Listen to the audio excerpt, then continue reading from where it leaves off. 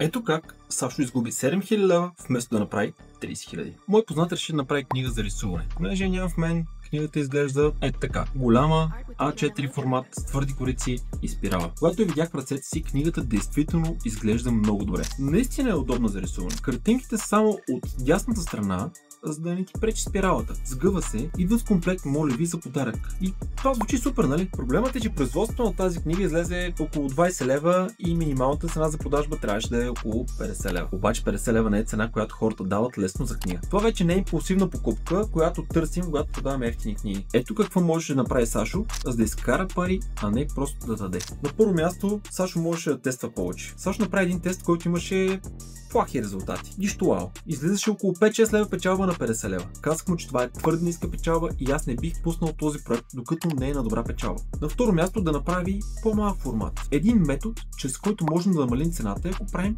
по-малък формат. Цената на производство на книга без моливите беше около 16 лева. Ако беше направила А5, вероятно ще падне на около 8. Ако беше направила А6 или А7, сигурно ще падне на около 4 лева. И тогава можеше да я продава на 24. Грешка номер 3. Не трябваше да дава бонуси, които струват пари. Ако даваш бонус, който ти реално трябва да платиш, просто си намаляш печалбата. В случая моливите могат да се продават отделно за 10-15 лева, вместо да се продават с книга. Грешка номер 4. Да направи по-малко страници. Тая книга е 200 страници. Огромен буквар. А дали пък не можеш да направи книгата 100 страници и да дава 100 принтируеми страници за рисуване като бонус? Не знам.